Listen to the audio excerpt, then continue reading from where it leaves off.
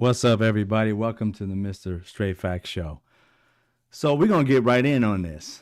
Today, we had a censure of Representative Al Green. Now, if you didn't get a chance to see Representative Al Green do his thing, I suggest you check it out.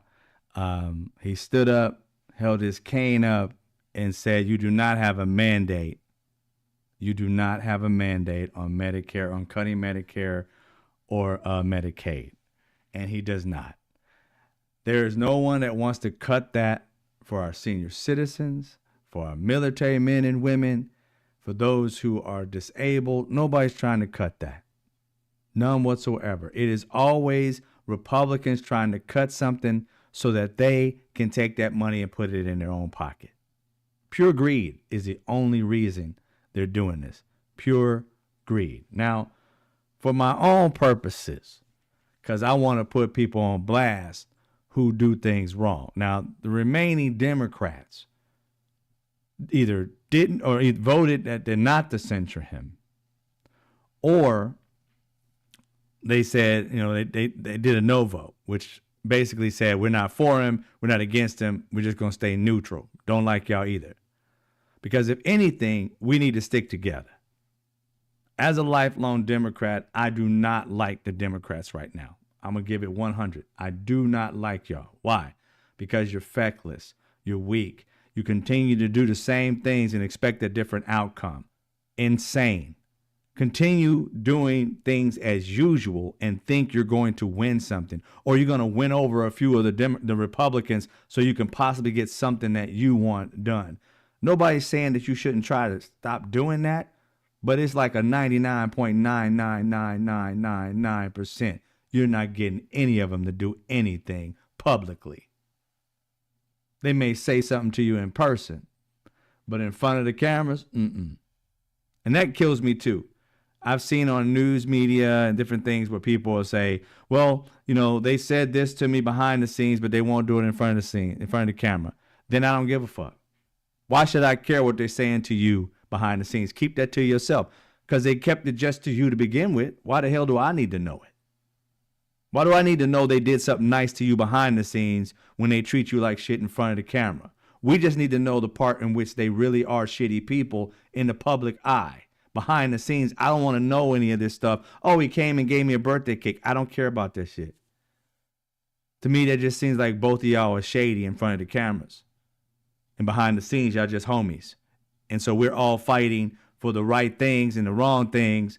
And you guys behind the scenes just collecting a check and like, that's what it seems like to me, that you're not serious and that you're not really for this. So please stop telling us that one Republican was nice to you behind the scenes, but, they're not going to do it in public. We don't care about that. We want to see what they are in public. Because if they can't be nice in public, then what the hell does that say when they're behind the scenes? It doesn't make any sense to me. It's almost like, that person who says something in public behind the scenes says something different and nobody knows he's doing it. And they're very shady, but they really don't mean it to you. They just don't want you to punch them in the nose. So they're going to sit here and lie to you and talk in public and tell the truth. I ain't got time for that. And I've seen a few people do that today on the news and that are Democrats even, that are pissing me off. They're saying that Republicans have been nice to them behind the scenes. There was a gentleman today, a Latin gentleman who's a representative of New York, and he was the one who did the Latin rebuttal to Donald Trump's, the joint session of Congress. He did the Latin version of what the young lady did afterwards, and he talked about to his constituents, which he has almost 700,000 that are on welfare on Medicare and Medicaid, and they called him an illegal immigrant, even though he's not. Did anybody get censured for calling him an illegal immigrant? A city member you said that about? Doing an official job, you said that about him? Nope, nobody gets. This is what people are tired of, Democrats. You guys are always playing by the rules. They're always breaking them. And when we were in power and they were breaking the rules, you didn't censure them. And they knew they should have been censored. But you guys didn't do it. You played this decorum, allowed them to do whatever the hell they want to do. But you're telling Representative Al Green, at least these 10 said he should have decorum. And we're going to go over these 10 people. But before we do that, we're going to realize that Hakeem Jeffries, Nancy Pelosi, and Chuck Schumer, they all came out. And seeing as how Hakeem Jeffries is the leader of them, came out and wrote a letter telling them not to say anything, just to sit there and don't say anything. We want Donald Trump to be the center of attention when they destroy everything. They're listening to the Democrat who helped Bill Clinton become into office. They're listening to him.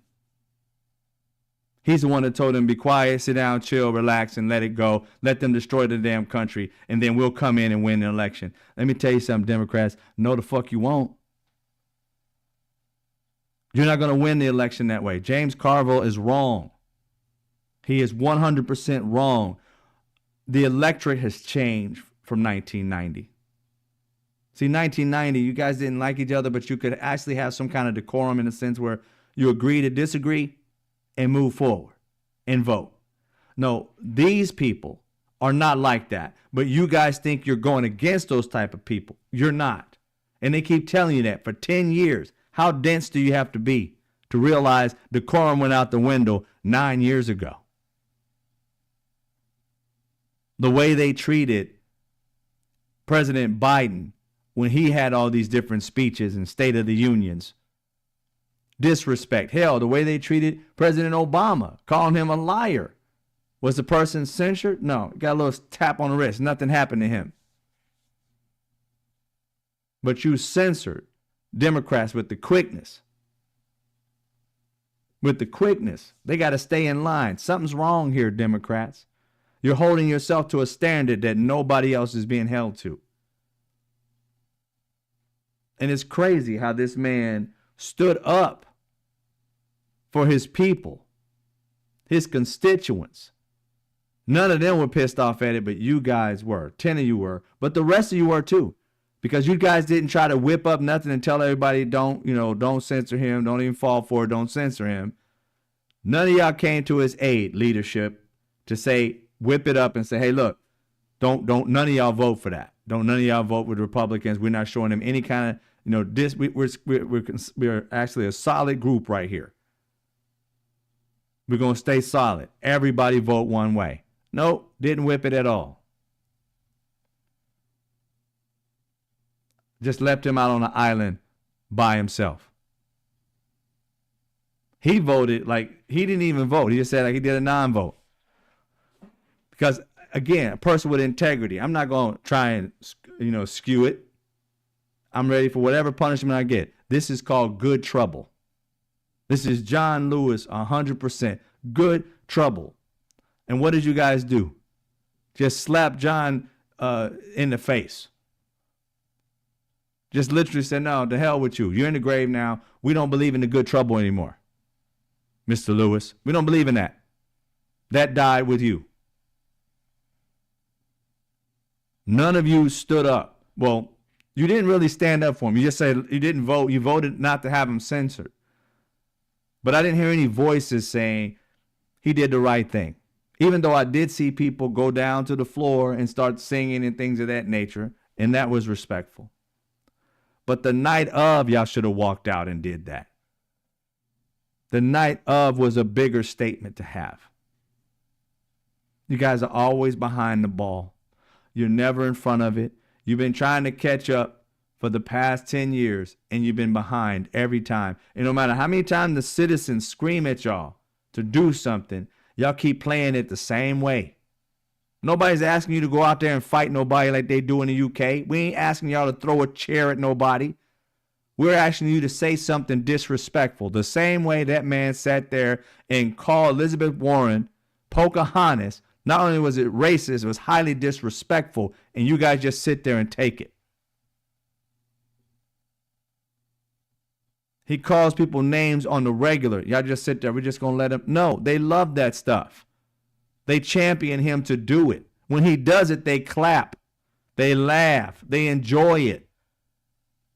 When one of their own sycophants who wasn't even in the house, Marjorie Taylor Greene's like boyfriend asked the leader of Ukraine, why does he have a suit on? And they laughed about it. They have no decorum, yo. They have no respect. And they have you guys by the short hairs because they know no matter how much we fuck with them, they're just going to sit there and do nothing. And that's what we notice. They fuck with you and you show no leadership, no strength. You just sit there and take it. Who wants to see the bully get bullied? Or who wants to see the people who are getting bullied? I don't want to see you get bullied. I'm not going to sit there and watch the bully these kids, and I'm just going to be laughing at the kids. I'm going to walk up and sock the shit out of the bully. See what he laughs when he get his ass knocked on his ass. That's what I'm going to do. I ain't going to sit there and just watch it. You guys watch these train wrecks and just sit there. And I'm like, where are you at? You are the equivalent of watching a young man walk up to a grandma and punch her right in the face, and y'all just sit there. I'm going to call the cops. No, I'm jacking that little kid up. That's what we want. Somebody who's going to sit there and go toe-to-toe with the same type of energy. We're not talking about hitting them physically. We're just saying, look, when they say something disrespectful, you say something even worse. You're not going to back them down by playing this, oh, we're just going to be quiet and just sitting there like a church mouse. No, because I'm going to tell you right now, you may think you're winning amongst them, amongst people who are voting for you, you're losing. 100% losing. Because nobody wants to sit here and vote for the person who's gotten bullied. We want to help them, but you're supposed to be in leadership positions. Why do we need to help a bully? I mean, the people who are getting bullied. Why do we need to help you? You got other people. There are like a lot of you there. A lot. And you guys are just, one man stood up. One man. And you guys sat there and let him take the heat all by himself. I understand they had little signs and shit and t-shirts. That's all whack. That's all high school shit. It's high school shit y'all pulled. Elementary for some of it. Little paddles and shit. You look at that, you're like, these are grown-ass men and women. And the only way they can dissent is to throw up a paddle. Were you voting for something? Were you bidding on something? I mean, it was just ridiculous. Just ridiculous. Grown-ass people defending themselves in the most idiotic way. And that's why they don't respect you. You got to do something to them for them to respect you. They don't respect you. How you going to make deals with people? And how you going to make deals for our lives? Us Democrats, how you going to do anything for us if you can't even gain their respect? If anything Donald Trump has done is take your respect away. None of them respect you now. Even the idiots like Marjorie Taylor Greene, who can't even spell, barely can read. Comprehension is trash. Here she is leading something.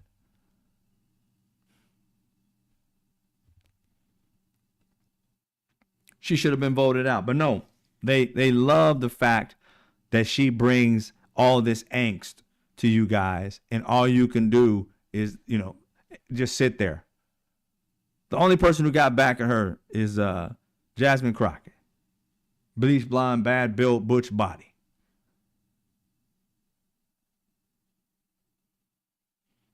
And she couldn't do anything. She was shut up for a minute. And now she's leading things because they stuck with her. Because she's a radical. While Democrats shut your liberals down, they embolden their whack job, far right rather. We don't have and this kills me, we don't have a far left whack job crew of people.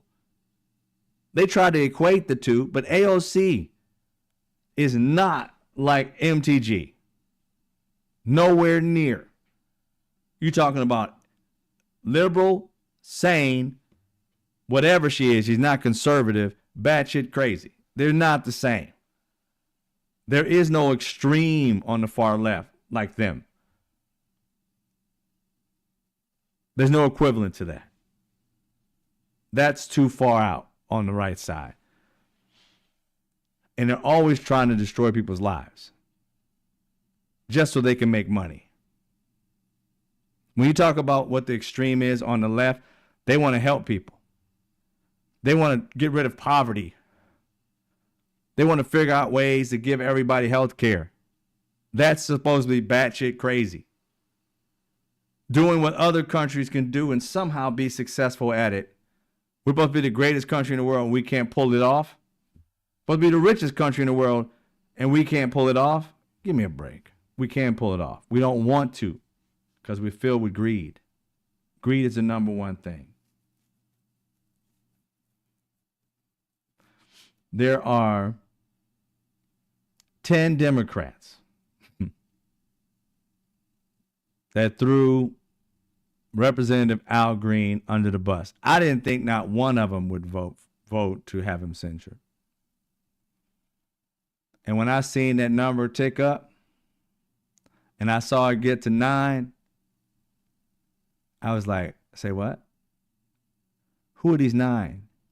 Then eventually got to 10. I'm like, who are these people?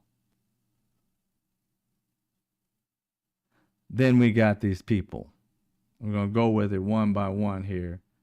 And I don't want to have this one thing pop up. There we go.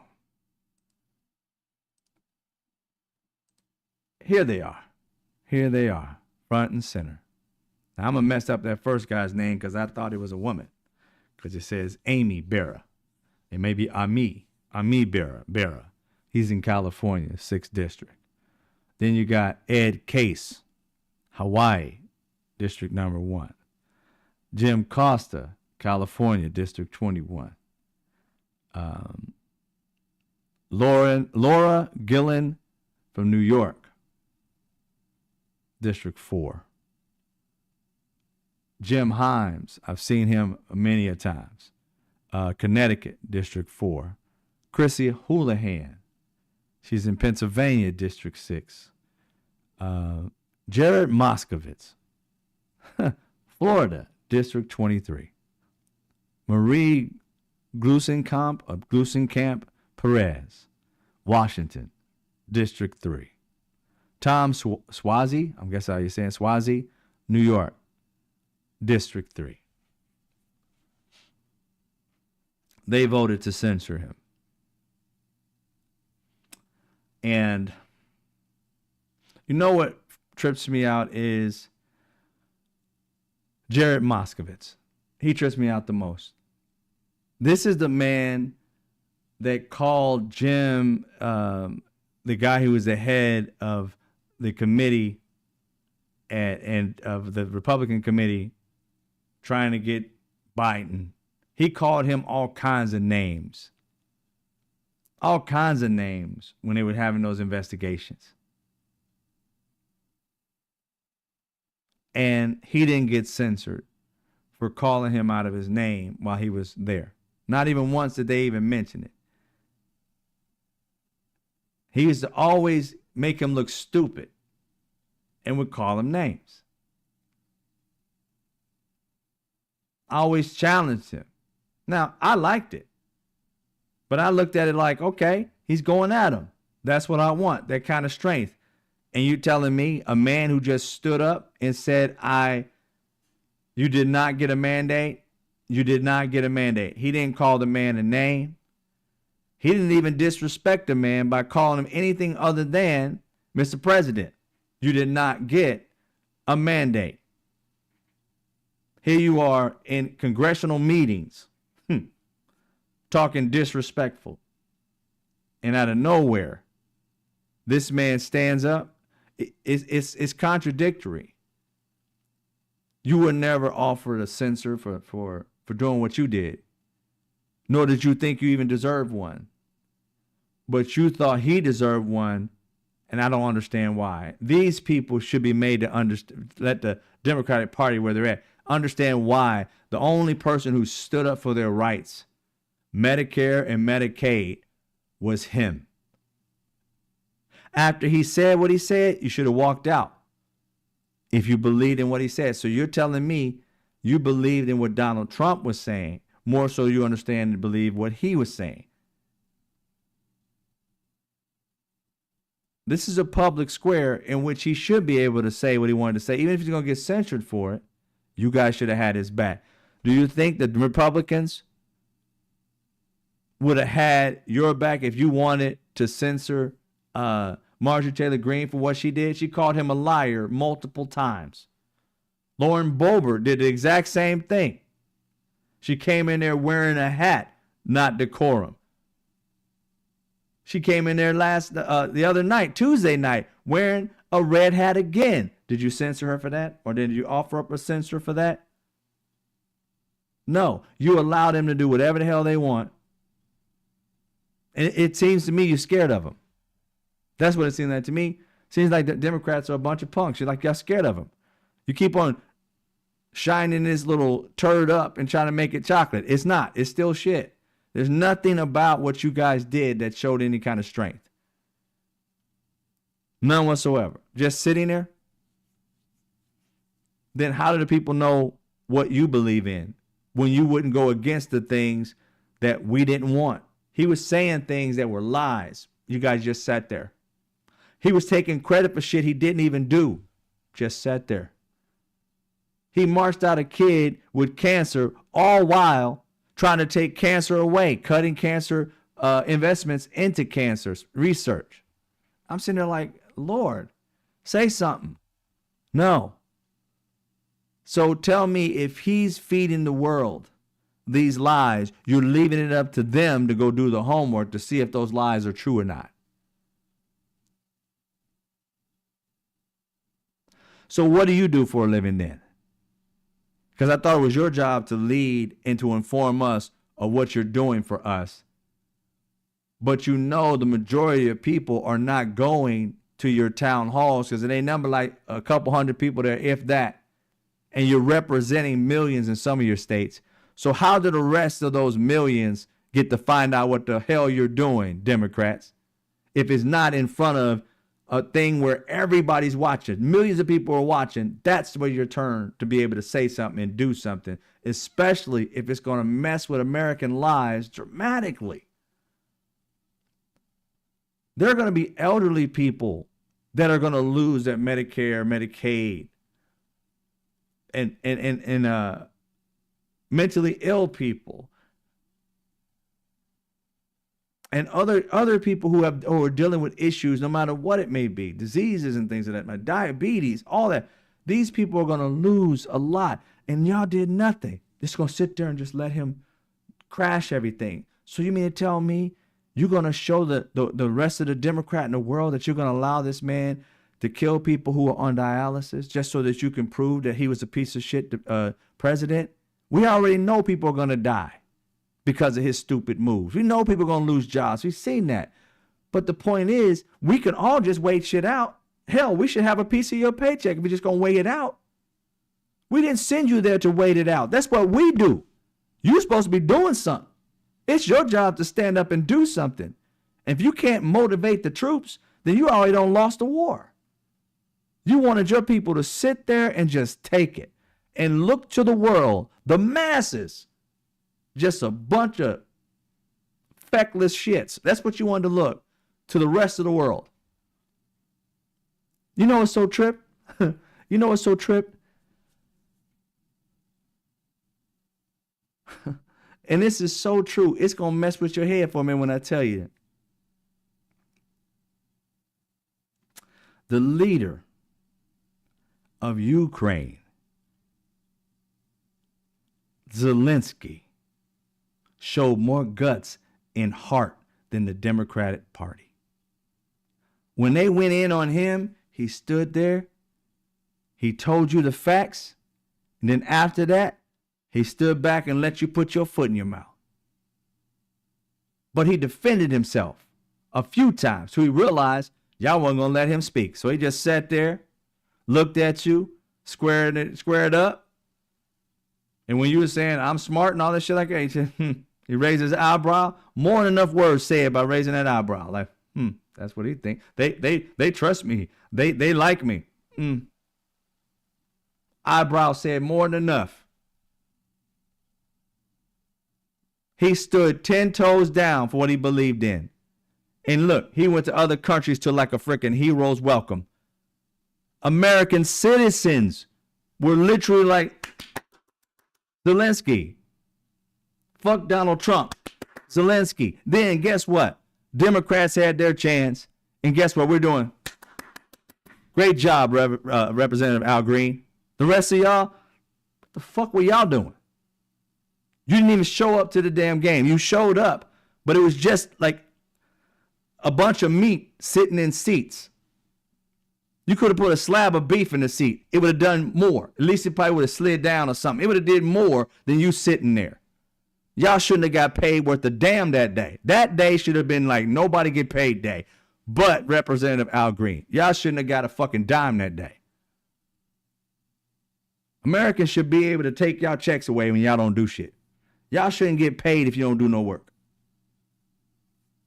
I mean, if that's what we got to do to get you guys out your seats and fucking do something, we need to create something where y'all don't get paid if you don't get shit done. That way you don't sit on your ass and tell us you're doing something. Because it makes no sense that Representative Al Green was the only person who did something that day. Everybody else brought signs, but not every station carried you guys watching those and holding those signs. They showed it later for some of these stations. So the majority of Americans didn't get to see it until after. And you guys know this shit. How many times have you been to these damn things? You know you're not going to be seen for the majority of this damn show.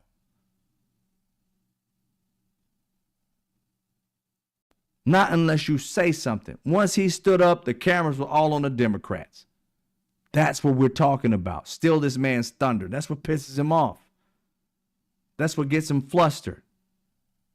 That's when he starts to fuck up. But no, y'all just sat there and think that just being a slab of meat in a seat is going to do something. And then I find out that Hakeem Jeffries and the rest of them, Chuck Schumer, Nancy Pelosi, sent out a letter or whatever to all of them that they're supposed to be a slab of meat in a seat. Don't do anything. Just let him just, do it himself. And we just aren't going to clap. We're just going to sit there. This is your game plan.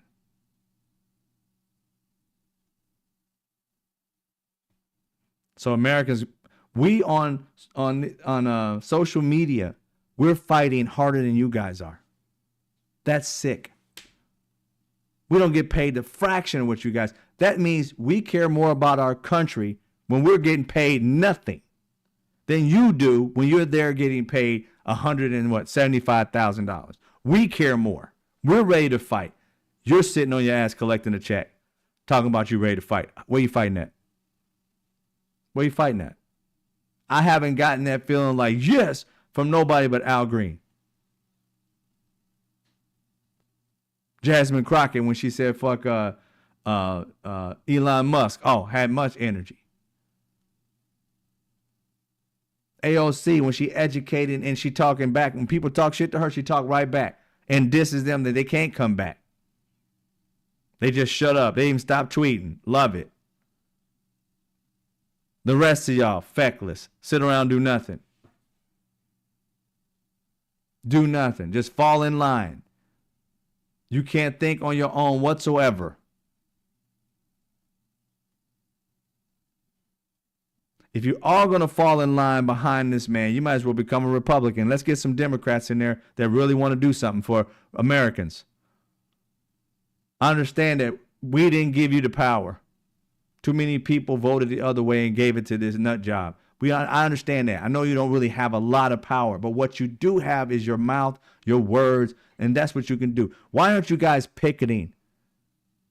Why aren't you guys pulling like a strike or some shit? I mean, I don't know all the things y'all can do, but man, you need to be in the media every day disrespecting this regime that we have right now. What happened to you guys talking about he's like Hitler? This shit's real. Look up what Hitler did, and you'll see exactly he's falling in line. Destroy the media. Call the news fake news. That's what Hitler did. That's what Trump did. Keep going down the line. Everything that Hitler did, Trump is doing.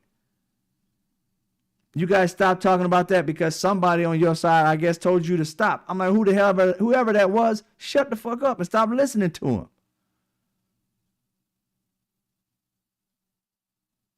They asked Tim Walz, who is the leader, or not say leader of the Democrat Party, but who is a person that he thought would be a good leader for the presidency, for 2020, whatever, when Trump is over? And he had no clue. He's like, well, I got plenty of people in my mind. No, you don't. You have no one in your mind.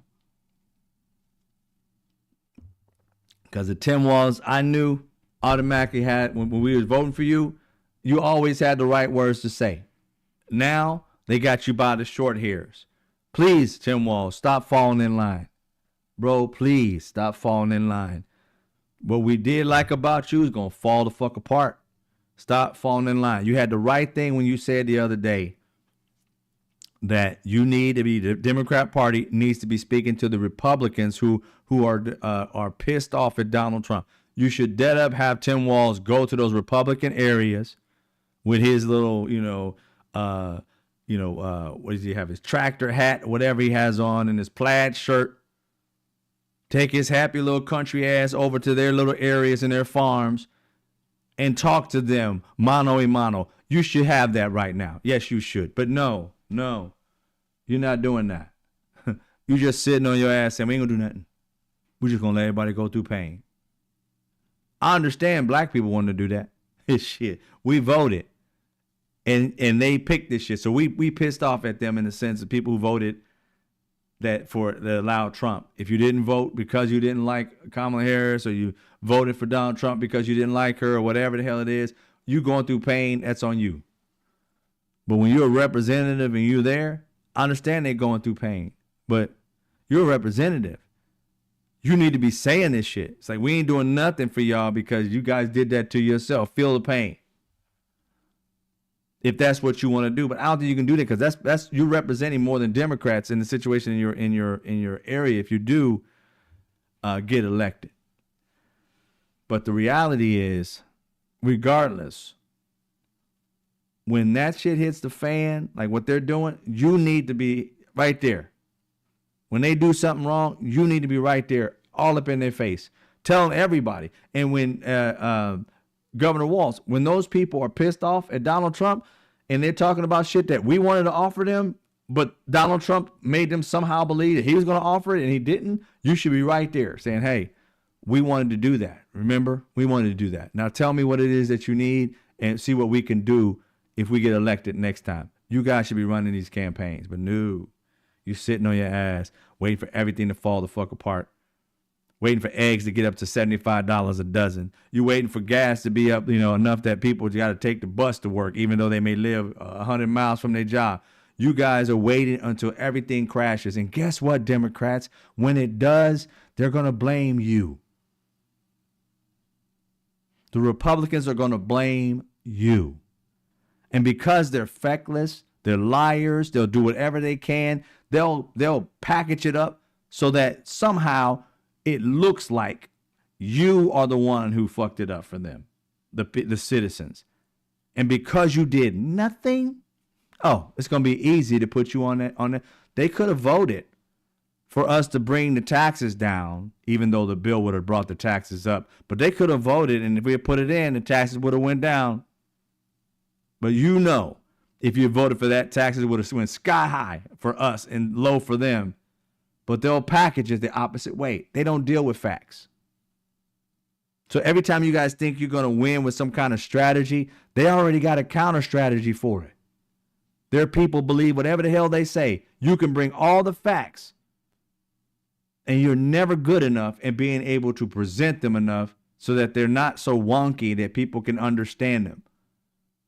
You guys come up with a whole thesis, and he goes, Dems bad, Republicans good. And then everybody's like, what I know exactly what he said. Look at all that he said. He just said the Dems bad, Republican good. You guys give out a whole thesis of facts, and us who are brainy is like, oh, that's right. The idiots are sitting there like scratching their head, like, what the? But Donald Trump, all he says is 4 fucking words, and everybody's like going nuts like he did something right. You guys can't figure out how to chop shit up. so that they can eat it like a little bird. You need to freaking take it, regurgitate it, and spit it in their mouths like so they can understand, like a little kid or some shit. We get it. We do the homework. We really don't even need you. They need you to dumb the shit down. You haven't even figured that out. You ain't got a strategy for that. Nothing. At least if you do have these strategies, you damn sure ain't telling nobody. Not even your own people. Because you're having Democrats kind of like dissent from you in a sense. Them singing down on the floor. You guys didn't want that. I'd be surprised. Tomorrow they might want to censure everybody who's on the floor singing. And Dems vote for it. The Republicans won't vote to save any one of you guys' life. And you guys voted alongside, these 10 people voted alongside the Republicans who won't even vote for you whatsoever. If a bill crossed that you guys liked and it helped Americans, they still would not vote for it. They won't even bring it up to be heard. Because they don't want you to win. That's how devious these people are. And you guys keep playing this game as if you guys are working off the same, like you're playing the same game. No. They're playing some weird, twisted game with our lives. And you guys over here playing games like it was 1992. The same old politics that James Carville keeps giving y'all, regurgitating, and this shit's over. That game's been over. The game is not the same. Y'all keep playing it like it is. That's sad. Hella sad. And it's going to destroy this country. And we need to do something. Jeffries is the minority leader, not the speaker. No, I didn't say he did. Did I say he was a speaker? I said he was a leader. But if I did say speaker, my bad.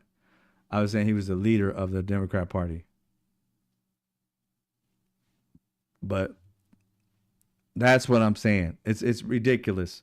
This whole thing with our party not fighting is killing me. I mean, no dissension. I mean, my man just said, she wasn't in the House at the time, but he just said that, you don't have, a mandate. Oh, someone in chat. Okay. Thank you, Rude and Janet. So you don't have a mandate. That's all he said, and wouldn't sit down. It's like, oh my God.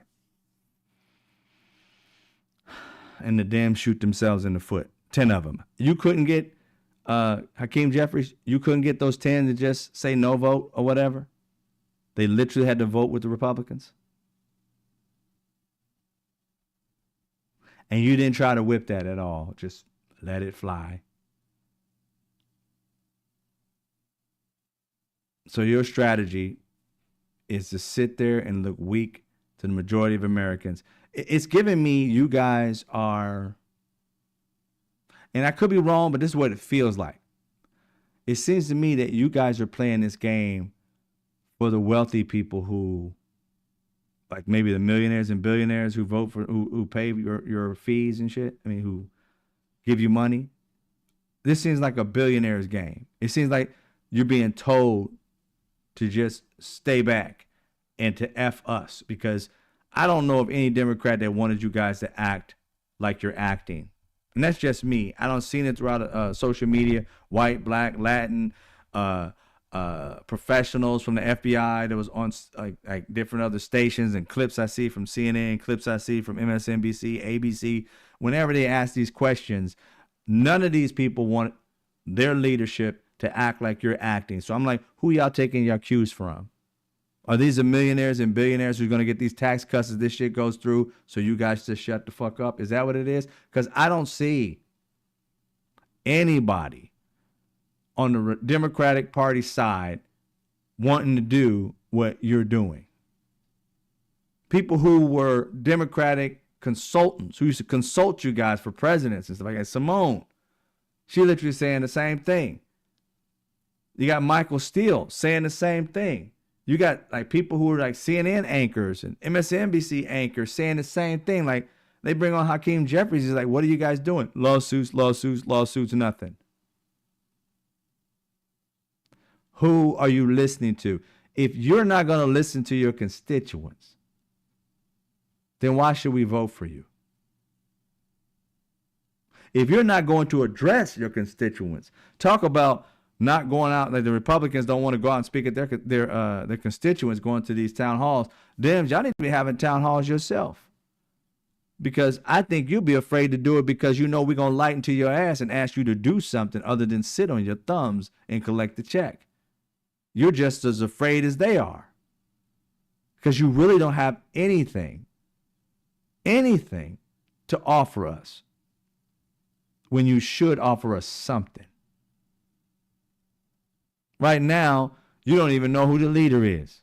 Well, usually the leader of the party is still the person in which just left it. You couldn't say that President Biden is still the leader. That's usually who it is. When Obama left, he was still the leader of the Democrat Party. So President Biden is still the leader until somebody takes his place. The last person that was a president is the leader of the Democratic Party at that time. You may not like it, but it is what it is until you change him.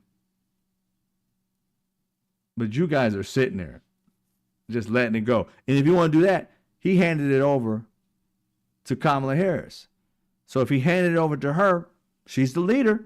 She ran for the president last. It's him to her, nobody else.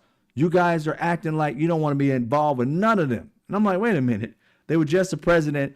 I don't care how much you dislike Biden. Biden did a great job. On top of that, I myself was throughout that entire presidency, I didn't have to bring up Biden hardly any time at all unless he did something that was wrong. But most of the time for the people, he had shit going right. I didn't like what was going on with Israel and Palestine, but that's just one section of his presidency. All the other things, you talking about one part, and over here, the rest of like the other thousands of things he did, you're going to discredit him for the one part, but the thousands, I'm going to discredit that. I ain't going to even think about that. No. That's not how this shit works. You don't pick one issue and then just say this person's a bad president because it's your one issue. But that's how that went down. And I'm like, you know what, Democrats, I don't know. If you're not listening to us, then I think we just need to stop talking to you. If you're not going to listen, I think we need to stop talking to you. I don't know what we need to do, but voting for you is not something I'm thinking about. Maybe we need to get an independent. Maybe we need to see, he'll be older, but maybe see if Bernie going to do something. I mean, maybe Bernie can hand over somebody to us that's like a Bernie-ish type of person, because I'm sorry, the way you guys are acting, you don't deserve a vote. You really don't. You're going to have to earn this vote, and you guys are horrible right now. You're doing the same shit you did before that helped you lose this election.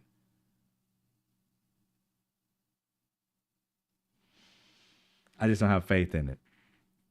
So these are the people right here. These are the 10 people that turned, or I can say turned on Representative Al Green. And one of them, I think it was Jim Himes, I want to say, had some choice words to say to him, something to the nature, that, we need decorum, and, this was out of line, or something like that, something to that nature. I'm like, dude, are you serious? Telling the man the truth is something wrong with it. You respect the office of the president so much, as the man who's in the office is defiling it. You respect it so much. I'm sorry, I don't respect it when a rapist criminal is the head person. No, you guys made a mistake. I'm not going to sit here and cherish your mistake. I'm not going to respect your mistake. No, I'm not. None whatsoever. The other topic we had today that I'm going to cover is the Department of Education. Department of Education. Let me switch this over here. Oh, we don't do anything wrong. There we go. Department of Education. We had that today. It happened a couple of days ago, but we're going to talk about it. I don't know if y'all saw, they came out with a end DEI, END, DEI portal. This portal is something that you, me, anybody can sign on to and basically rat on a teacher or anybody in your school or the school itself for teaching anything DEI related.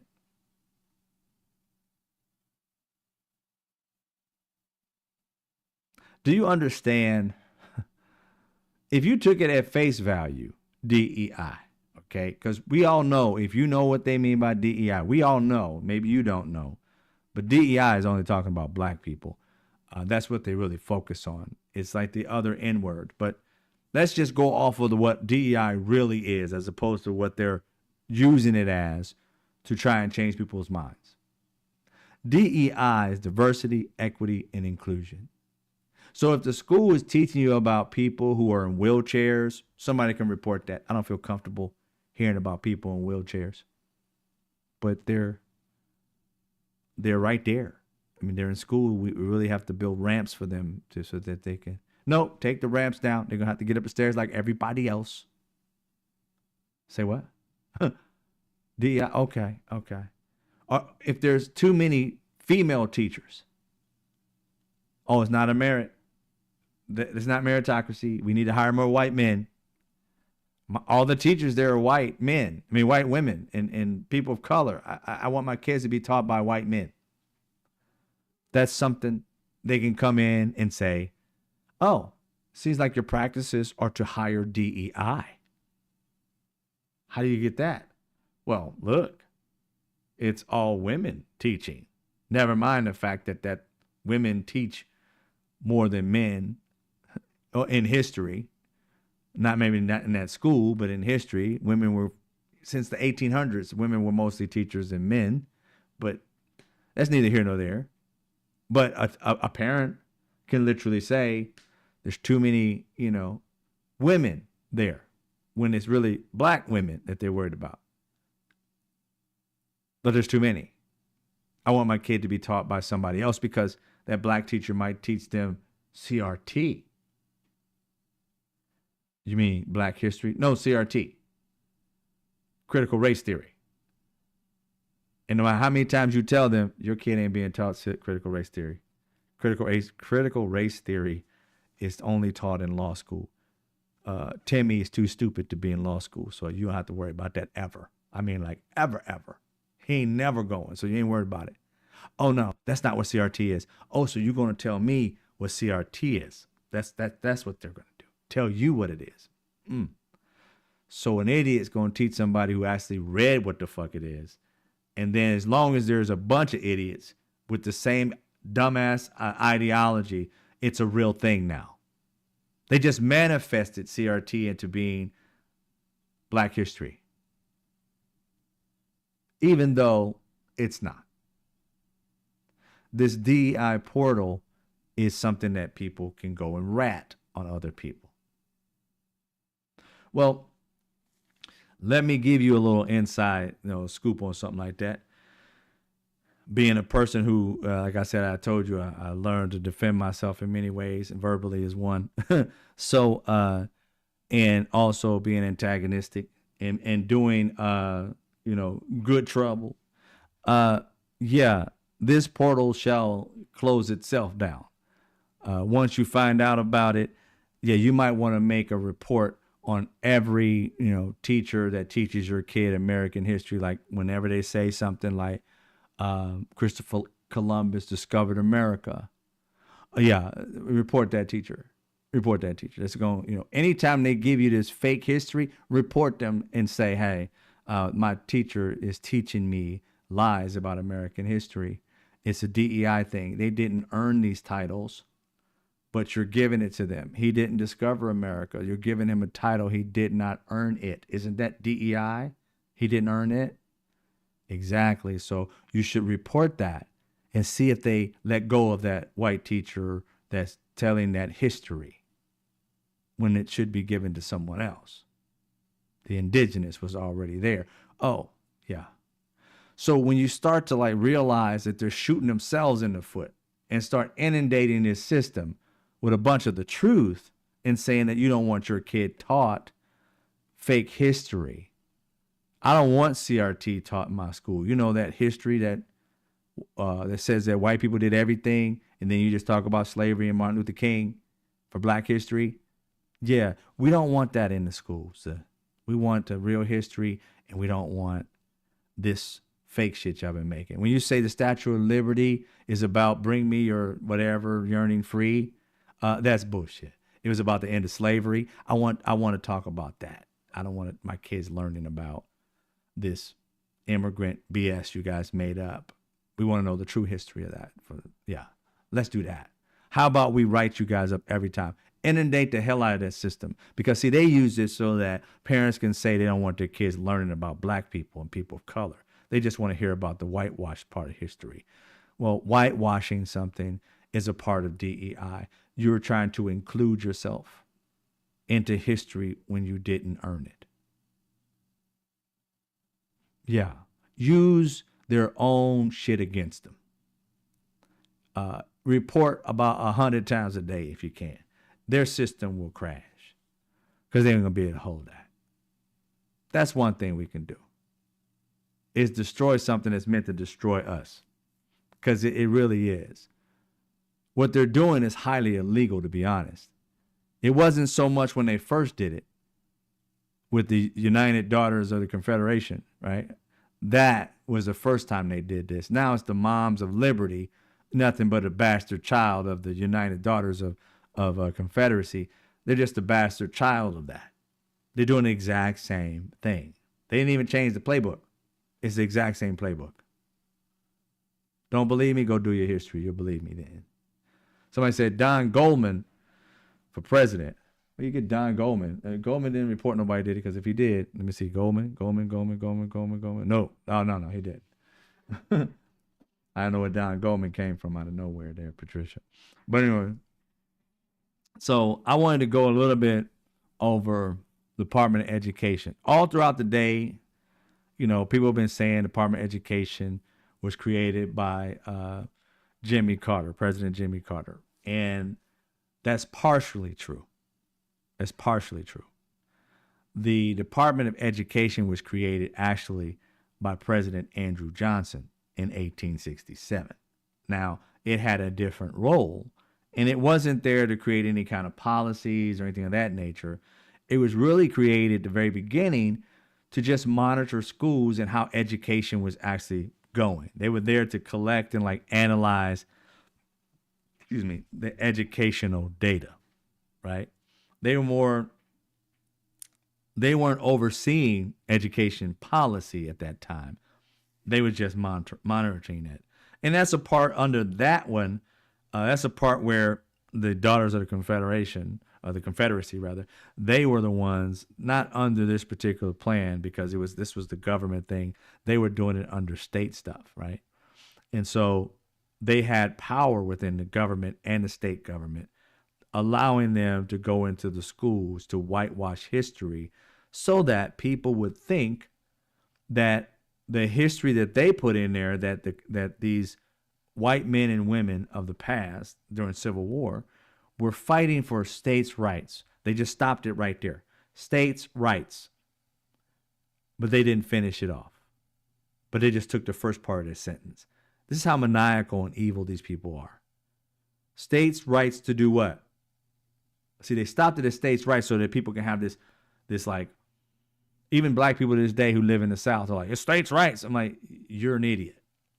Finish the sentence. It is the states' rights to do what? What was it the states' rights to do?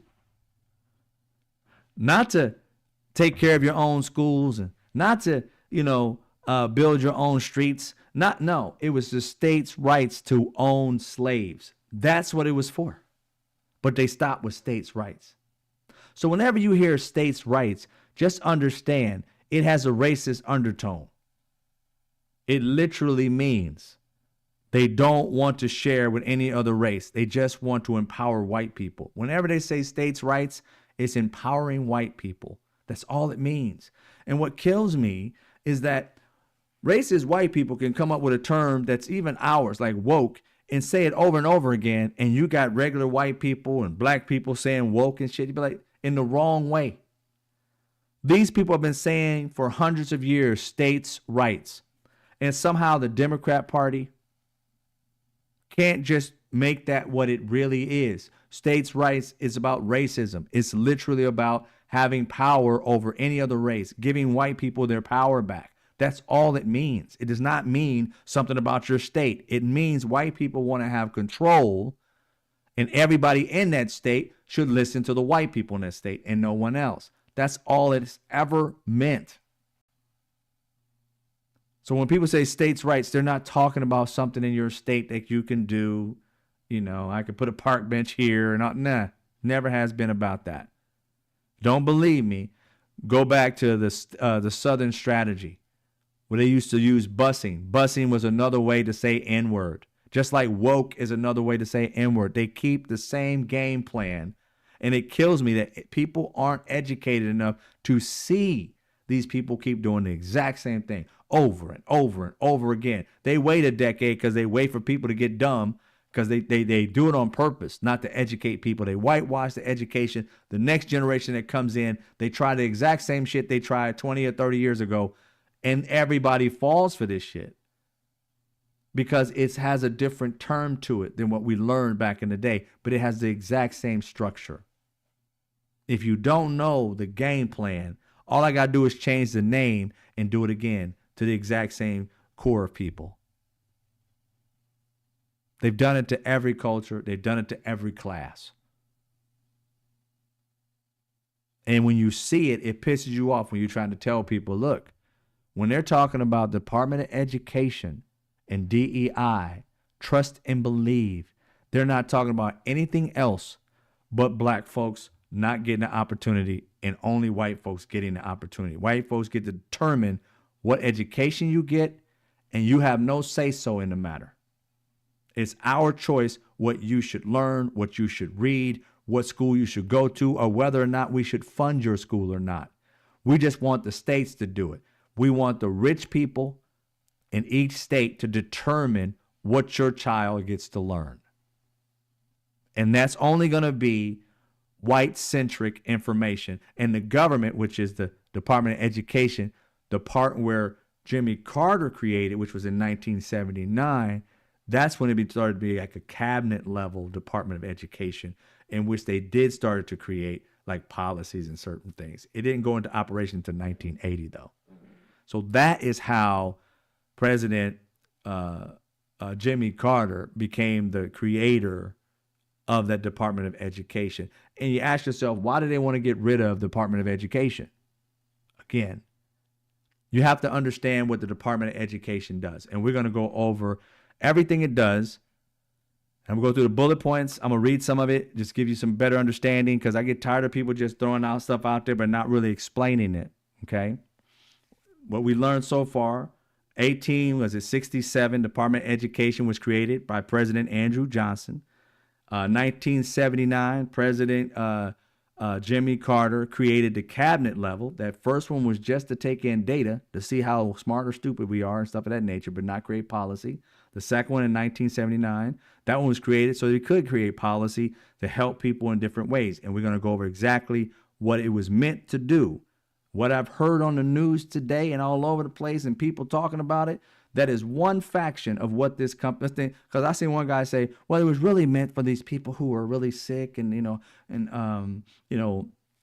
that needed, that were, what did he say? Not mentally ill. He said something to the effect of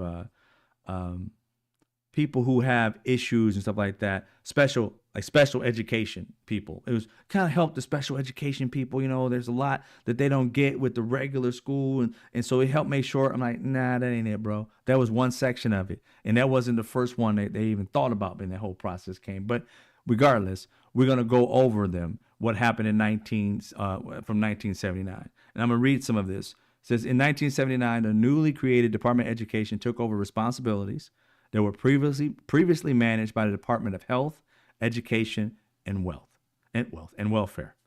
The goal was to centralize and elevate the federal education oversight, making it a cabinet level department, which it can make rules and bylaws and things of that nature.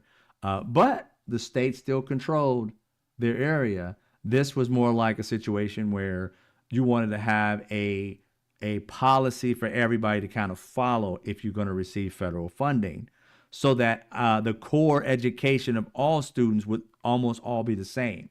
Otherwise, you would have richer areas automatically being smarter and getting better situations if it was even a public school. Now, if you're going to a private school, of course, rich people. But see, even rich people were going to private schools back then. I mean, public schools back then. And they would get more money as opposed to the poor schools, and they're both public schools. So that was the problem. Even though the rich area was smaller, it may have had, fewer schools, but nicer, bigger schools. They were receiving way more than the inner city that may have had like 7 or 8 schools. They were big, but they had less teachers. They got paid less. And all of that because the state decided to do their own little racist shit, whether it be Mississippi, Chicago, Indiana. Mostly the South did really bad. But in the states, in the northern states, they still were bad. In a situation where a public school that had more black kids in it, less teachers, and then they would say, "Oh, you guys are having, bad test scores." Well, no shit. You're giving this white school over here much smaller, 2-3 times more per child than you're giving over here to the black child. Well, the federal government came in, and that's when it got to the point where you couldn't do that. And if you did, you could actually sue, which made that go down over the years, over the decades. They want to take that back so they can teach their kids whatever they want to teach them, and they can get government funding, and they can have their kids go to public schools. And in their rich neighborhoods, they're going to get more money than the poor neighborhoods because the state's going to have control over that aspect. Even though they still have control now, they can be regulated by the government with the Department of Education. Department of Education can come down on them through different titles like Title I, Title IX, which will defend these kids who have less in poorer communities and those who aren't as smart, that may be in special education in those poorer communities. They will get nothing or barely nothing, right? And I know this personally growing up. I know I'll give the exact school. I was in Indiana. I went to school 71. It was a huge school, but we had terrible funding. A lot of this stuff was just old, dilapidated. I mean, even kids when our kids grew up, they were talking about the jungle gym or whatever it was, the monkey bars. They have not asbestos, but they're made of this certain type of paint. It could probably get cancer. Shit, that's all our shit was made of. They had chips and shit, like chips of paint. Ours was made of lead paint. That's all it was, right? But in the poor schools, I grew up, went to school 71. When I got bused to an all-white school, moved to another school, I think it was Heather Hills in Indianapolis, Indiana. Went to Heather Hills, everything brand new. You know how big my school was in the black community? Huge. It took up a whole couple blocks. We barely got any funding. The school I went to, after I got bused, this is a little ass school. Had brand new everything. Brand new everything. Public school. But then it's like, oh, it's Warren Township. It's a township school. But yet they still got public funding. More so than our school did. And their area was filled with a bunch of rich people. Yeah. A lot of our parents didn't fight back then. It appears that it almost seemed like we had all they did was fight. But no, it was a lot of people like Martin Luther King, but then there was a lot who just sat and did nothing and just took life as it was and just became small and just did whatever he had to do to get by, get old and die. That's all it pretty much is for a lot of us. And so what I'm doing is fighting. I'm saying, look, this can't be. We're not going back to 1980 when I was a kid. But we've gone back there in many ways. Okay. Now, what was the Department of Education in charge of? And I'm going to share this with you. You can read along. Some of you may read faster than me. Some of you may not. Doesn't matter. We're going to read together. If I don't do something wrong here, let me see if I got this right. This right? It should be good. I did something wrong. Yeah, sorry. I did it right. It just popped up late. All right, cool. All right, so here we go. What was the Department of Education in charge of in 1979? The modern Department of Education was responsible for distributing federal education funds. That's managing the funding, federal funding for K through 12 schools, colleges, and special programs. We're going to start with that real quick. A lot of people who were poor, middle class even, wouldn't have made it through school if we didn't have these Pell Grants that kind of helped us be able to get through. That's what this department really kind of handles. Being able to offset like poorer schools, poorer students, to be able to kind of offset that so that you can be able to be applying for, depending on your financial situation, for Pell Grants and things of that nature. But this right here was distributing federal education funds for K through 12 and colleges and special programs. All right. Overseeing compliance with civil rights laws. Listen to that. Enforcing laws like Title IX, gender equality in education, and the Civil Rights Act to prevent racial discrimination in schools. Now, listen to this real quick. You see number 2. Some of you got to read ahead. I know some of you guys are like me, was in school. I read ahead and shit, but I don't care. We're going to stick with what we got. You'll notice when they've been complaining about Department of Education and what they want to shut it down for, they have not mentioned number 1, federal education funds. The money, they ain't said nothing about spending too much for federal education. None of that. None of they want to shut it down because they don't want their kids learning certain types of things. DEI, learning about gender education. You see, number 2 is one of the big issues that they have, and that has to deal with civil rights. They had to deal with our black people dying to get civil rights, and it not only benefited black folk, it benefited other people as well. If you know, civil rights helped out a lot of white women more so than black people, and also it helped people who have gender issue, LGBTQIA. It's helped out Asian people in this country, immigrants in this country. It helps out every culture, and that's what the civil rights law is for. But it oversees that compliance, enforcing those laws of Title IX. All right. Next thing, number 3, administering federal student loans and grants. Talking about the Pell Grants, the federal student loans, financial aid, all those things is what it administers. Now, where are you going to get this money from? If the federal Department of Education is gone, where are you going to get the money from? Your city or state? Good luck with that. Good luck with that. Think about how many cities and states that don't have any money. Hell, I just heard today, and I haven't did all the research, so you guys can check me on it. Just heard today, Nebraska's going broke.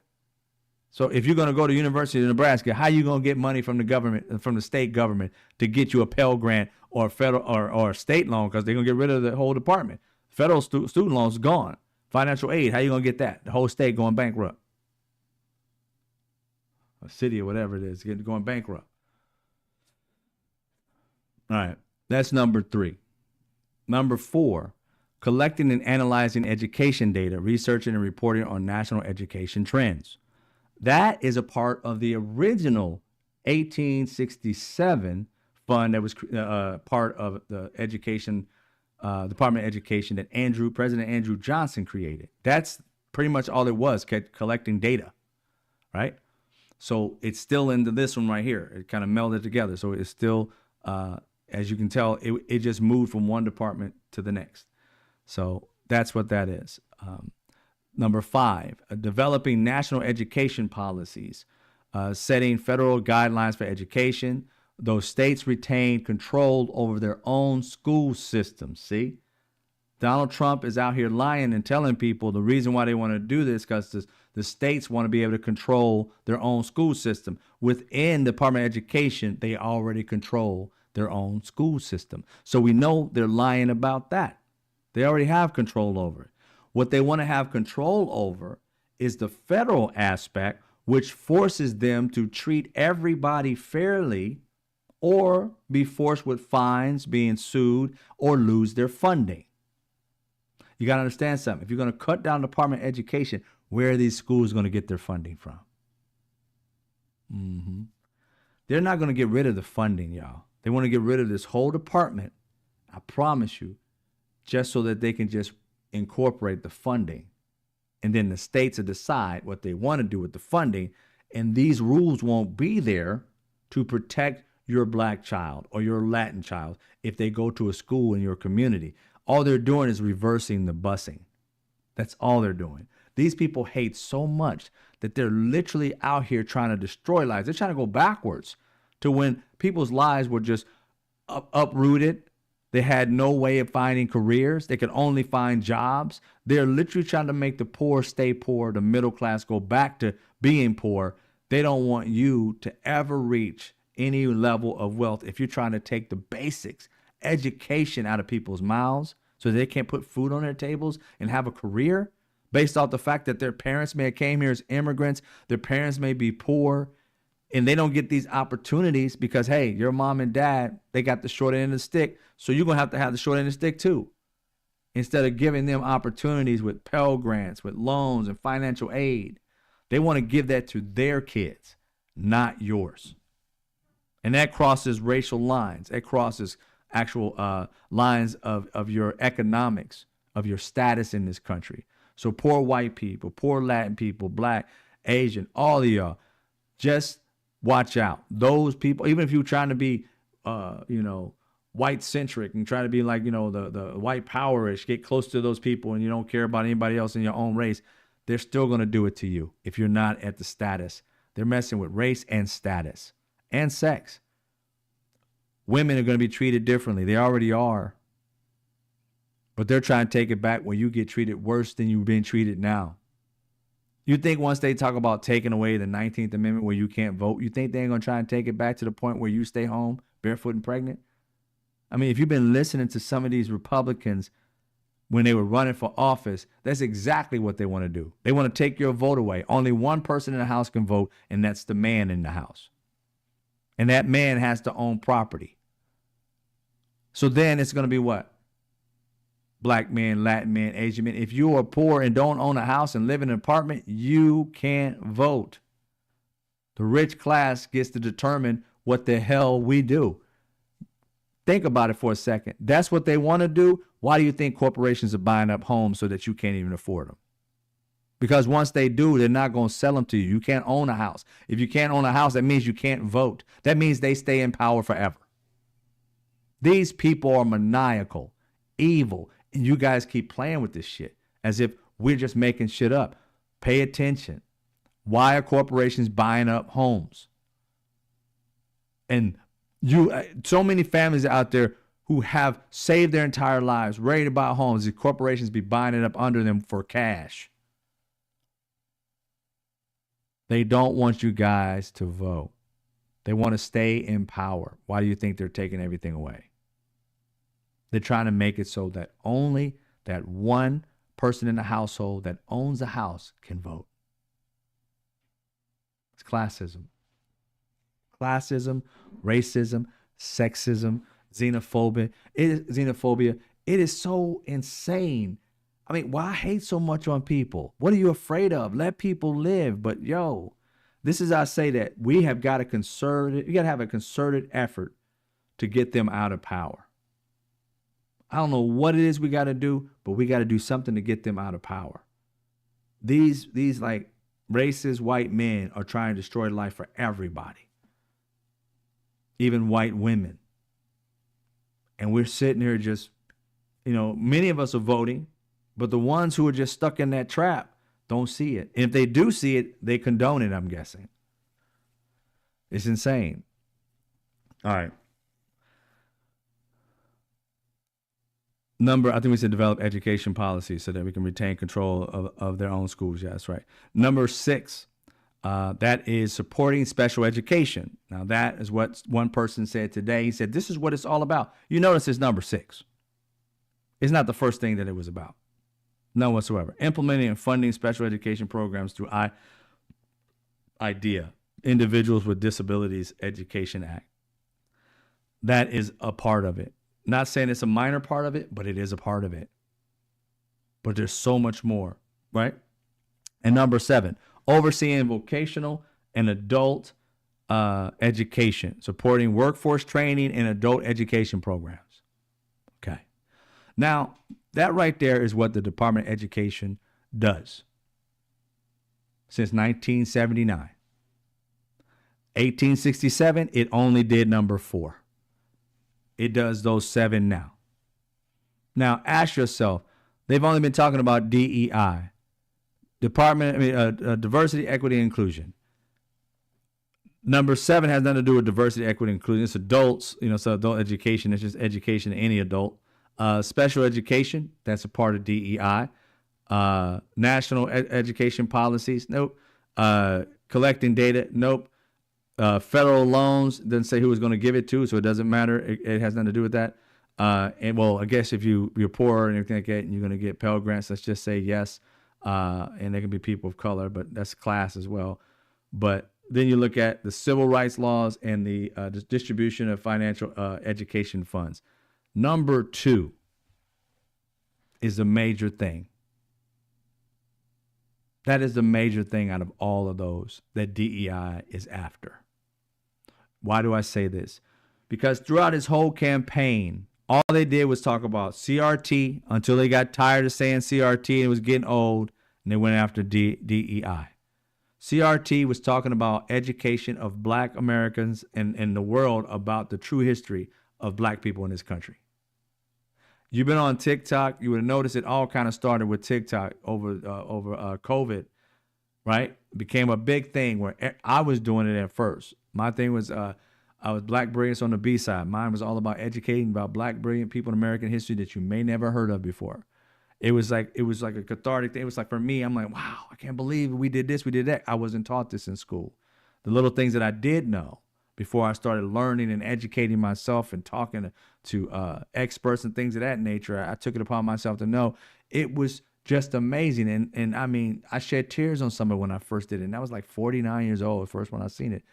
And then all of a sudden I said, okay, let me start telling people about it. You would probably break down in tears of how many families that contacted me and said, I mean, grandma and grandpa, they told me they took their phone, and this is more than one family. They would take their phone, feel me? They would take their phone, put it in the room, and listen to my 1-minute videos about Black brilliant people in American history. And the entire family was learning. That was beautiful. And families were telling me that, I was like, man, I didn't know I could be that important to someone's life like that. But they would wait for another video to come out and the whole family would sit and listen. I love that. That's like one of the best compliments or things that I could ever get in my life. I take that to my grave. And being able to educate, the world started, not only me, there were so many became my mutuals on TikTok. There were so many of us were just educating over and over again. Some people still doing it. And it became a big thing where a lot of white kids were learning and was like, oh my God, I didn't know this happened. Oh my God, didn't that happen? And then some of the white parents started hearing that, I remember it was I don't know if it was a moms of, I think it's like what is it called? The Moms of Liberty. Moms of Liberty. One of them, about a year ago or whatever it was talking about her kid came home and said something about school, and the mom said the wrong thing, what the whitewashed version of it. And her kid said, no, Mom, that's wrong. And she's like, what are you talking about? That's right. What are you talking about? What are your schools teaching you? And she told her the exact truth of what it was. And the mom was like, no, your teacher's teaching you that. And this was supposed to be some kind of spark for them to start the Moms of Liberty, is because their kids started coming home and schooling them on true history as opposed to the whitewashed history. And these people were flipping out that their white saviors weren't these rosy people that they had been lied to. Instead of facing reality, doing some research and finding out, wow, I was taught wrong. No, they literally started programs to try and squash that so that their kids remain ignorant like them instead of learning the absolute truth, because the truth hurts. I don't want my kid to think that white people were cruel. We're not cruel. Well, yes, you are, because what you did was go out there and create a program to do exact same thing that the United Daughters of the Confederacy did, the racist rich people in the South that decided to destroy history because they didn't want everybody to know what they had done, the extent of what they had done to Black women, men, and babies. They didn't want that to be told. So once it was told, they had a shit fit. And they didn't want their kids to know nothing about it. So what did they do? Exact same thing as the Moms of Liberty is doing right now. Not a little bit, the exact same game plan. And they just came out. They're the ones who helped start this portal that the government's doing now. Now they're in cahoots with the government, the federal government. Remember, they want to do everything with the states. But this federal government thing where you can rat out teachers and schools, stuff like that, they got the federal government behind them. I thought they only wanted the states to deal with this, the states' rights. So why you got the government doing it? See how hypocritical everything they say, none of it's real. It's just out lies. They want you to follow by the rules while they break them. And they don't wait to break them. They're breaking them while they're asking you to follow the rules. It's insane. So the thing is, like, I was wondering why they asked us why they needed the Department of Education, back in the day. And these are the things: to improve national education standards, to address educational inequality, to expand federal student aid because school is becoming more expensive, to strengthen civil rights enforcement, and to make education a national priority. Why are they not now wanting education to be a national priority? Partially why I believe is because the highest educated human in America is black women. They didn't see that coming. So now that black women have put in the work and became the most educated group in America, now they want to change the rules and say, oh, it's not about education. We can get rid of that. We ain't worried about that. We're talking about merit now. Meritocracy. And that literally means let's put white people in power who don't have the education at all, but we want to say they have merit because they're white. And why do I say that? Listen to them. If I get onto a plane and I see a black person, I'm kind of worried. Why? Did you see their merits? No, he's black. Oh, that's it. Because he's black. How do you know he doesn't have the highest grades and has flown more hours than anybody else? He could be the senior flight attendant or flight pilot here. Could be the senior. He could be the one that's training everybody else. But because he's black, you don't want to get on that plane. You don't trust it. That doesn't tell you, that tells you right there, everything they're saying about DEI is just black. Those little terms that they put out there, and then they say, you just didn't earn it. It's all about black people not earning something. Black women have earned being number one in education. But now it's about merit. It's amazing how these people are ahead of the game. They're always trying to figure out how they can destroy black people's lives, and black people just want to get along. We never have a strategy or a plan that comes out before they're evil. We're always fighting their evil. We're always trying to figure out, like, man, they came up with this plan. They had to work on this 20 years. It tells you there's a group of Americans that are white in this country that hate us so much that they strategize for decades to fuck with us when we think everything is getting better. They want to go back. Go look at it. You'll better understand it. And you can go look this up also on Chat GPT if you want. And it's all over the place. I just got this one. I got the resources from it. Then I checked with Chat GPT. But these people consistently mess with us. And it's about time we fight back. I'm thinking about ways to do it. I just started a petition. I'll let you guys know probably tomorrow. But I started a petition on trying to get them to stop messing with our education. And I'll get more information about that. If you want to continue to support what I do, please go ahead and do that. I appreciate it. This thing here is going to mess up real quick. There we go. There we go. I'll support it right there. But it's been crazy to see these people consistently mess with us. Consistently. Even though we do nothing to them. We're constantly just trying to get along and get along. You know what I'm saying? Be equal. Treat us fairly. We don't need no extra. Just give us the same opportunities as everybody else. Let my resume go through. Look at my resume. See what I can do. If I match to what you need, then, give me that call. That's just simple shit. But people have got to fight just to get the minimum. It's insane. And we would never do that to anybody else. And then when you complain about it, you got people good and bad or indifferent saying, dude, you're complaining too much. I'm like, dude, you don't have to go through this every day. You don't have to go through this every month. You don't have this happening to you like, 3 times a week. And if it happens to you that much, think about the times when you think it's going to happen, but it may not. You just brace yourself for it because you're like, oh, shit, it's an all-white place. What I got to do for this interview? All right. Let me put my face on. Let me change how I talk. All right, let me straighten up. All right. Then you ask me the questions, and I got to sit here and put on this face. I can't be me because being me ain't good enough ever when you're in a job interview and you look across the table and it's a white person. They automatically think they're better than you. And when they don't, you be like, oh, wow, that's different. Oh, that's cool. And then the first thing you say to people after you had a job interview, black people, be honest. Like, he was a cool white dude. I thought he was going to be racist, but he was. Our set norm is that they're racist or biased. That's our set norm. It's not because of us. It's because most of the time that we had these interviews, they say some racist shit. You just bracing yourself to see which one it's going to be. Is it going to be the first question? Is it going to be the third question? Is it going to be the fifth question? We don't know. Good night, everyone. You rock. Take care, Planet Janet. Take care. So we don't know.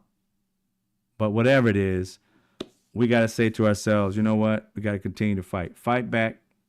Do whatever you can to fight back. And I'll be back here again tomorrow doing the same thing, speaking truth to power, hopefully getting Democrats, a chance to say, hey, look, step up. If any of these Democrats listen to me, I know I'm a little harsh for some of them probably to listen to, but I think they need to be spoken to like this, because speaking nice to people who ain't listening, when you speaking nice, sometimes it wakes them up when they hear somebody cuss them out. So that's what I'm going to keep on doing until they start to act right, till they get some act right, because they're not acting right. So you guys please support the show. Subscribe to my channel. I am on YouTube. You see it's MrStraightFacts. I'm on TikTok. I'm on Blue Sky, all these different things under the same name, MrStraightFacts or Straight Facts No Chaser, on other different platforms. Subscribe, become a member. I appreciate you. Much love to you. I'll see you guys again tomorrow at 5 p.m. Pacific Standard Time. It is a Mr. Straight Facts show, and I thank all y'all for being here today. I appreciate you if you support the show. Anything helps, because I'm trying to make it a better show for you. I'm looking to try and get an interview with some of the black farmers, that we can discuss some things and have conversations with people. And I'll let you know when I finally do get that. But I appreciate you guys. You guys take care. Much love. Be safe. And I'll see you tomorrow. And that'll be 5 p.m. Pacific Standard Time. Let me see here. Oh, I got that.